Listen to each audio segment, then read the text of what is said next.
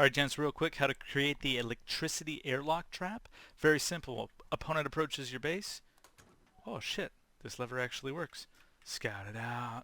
Nothing is suspicious. You can just have a straight roof on this. You don't need to have anything suspicious. Can work in a triangle airlock.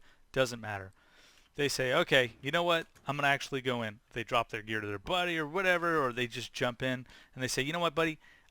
If I get stuck in there, you can just open this for me. We know that this switch opens and closes the door. It's not a real big deal if I get caught. You know what? I'm just going to go in and try it out because I see another switch there. So they go in.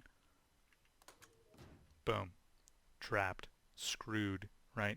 Their buddy is outside. Panic switching. He's like, oh, shit. Oh, no. Right? There's no way out. They're screwed. Door no longer works. Okay. Now from the inside, the trap it looks a little complex, but I promise most of it is me just trying to hide wires. It's very simple. It is very cheap. I'm going to go over this as fast as I can so you guys can get to building it. Okay. The way this works is you have a third switch here that you use to reset the trap. You hear that door open? Turn it back off after you've reset it. Do not leave that switch on. Then come back in here.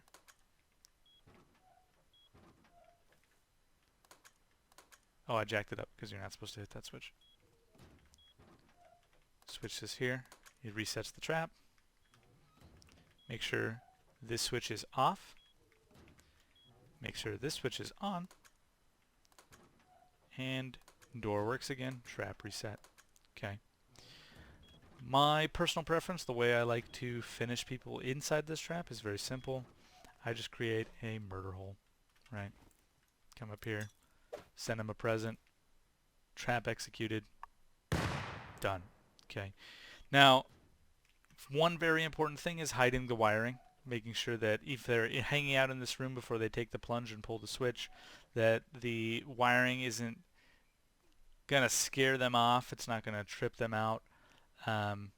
So you want to hide it in the walls. I just wedge it in a wall, and then I run it all the way back to the other corner, and then I pull it into the room. Okay. So very simple, very easy to explain. I set up this so you can understand it. There's two main builds. There's a solar panel build, which I'm going to put requirements on the screen. It's a little bit more expensive than the windmill build, and it is not as good.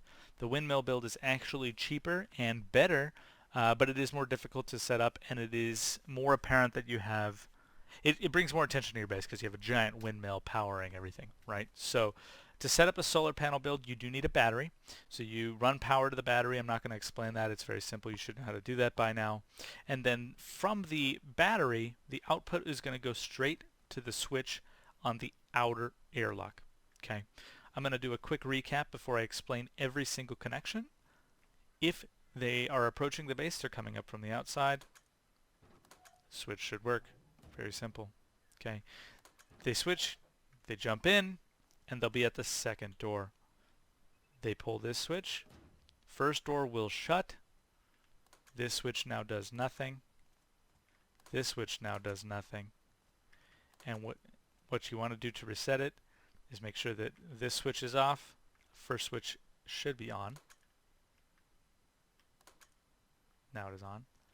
And then you pull this third switch, and it resets it. Turn this off. Trap is set again. Boom. Okay. Something important to know on the solar panel build, you want to leave the doors closed. If you open the door and leave it sitting like this, it can be a bit more enticing. It does draw attention to your base. Hey, that door's open. You know what I mean? But it looks kind of suspicious, and the battery will drain. That's the biggest downside of this build, is the battery will drain. Okay.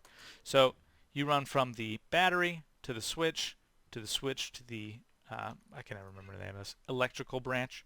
Your main line is going to go straight to your splitter, and your splitter is going to go to the other two switches. So switch number 2, switch number 3. Switch number 2, you're going to follow this line. That goes to your reset, and switch number 3 goes to your memory cell set. Okay. Then your branch off line is going to come over, and that's actually going to power your memory cell. Then from your memory cell, you're going to take your output and you're going to wire that back to the front door, down to the door controller. That's it. Very simple. This build, 78 high qual. That's all it costs.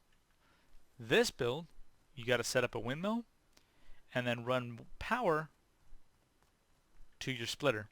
I have this here. It's an option. I like the counter because I like to see how much power is coming from my windmill.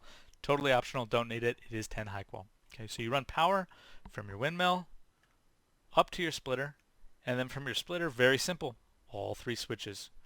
Rig up all 3 of your switches and then do the same thing as before. This one comes all the way over and powers the memory cell. This one comes over and it goes into the reset, and your third and final one goes into the set. After all this is rigged up, you get the output from your memory cell and plug it directly into the door controller, and the trap is set. The benefit again of the windmill is you have constant power. It never goes away because the sun setting does not turn this off. Wind is constantly blowing. When the sun sets, your juice will die on that other build. So with this one, you can leave the door wide open. You'll always have power. It's no big deal. Someone can approach it, jump in, and you murder them. Simple as that. If you have any questions, leave a comment in the comment section below. If you enjoyed this trap, go ahead and share it with your buddies so that they don't fall for it. And if you want to see more, go ahead and hit subscribe. I'm going to be putting up a lot of electricity tutorials so that people understand how this works. Thanks for watching.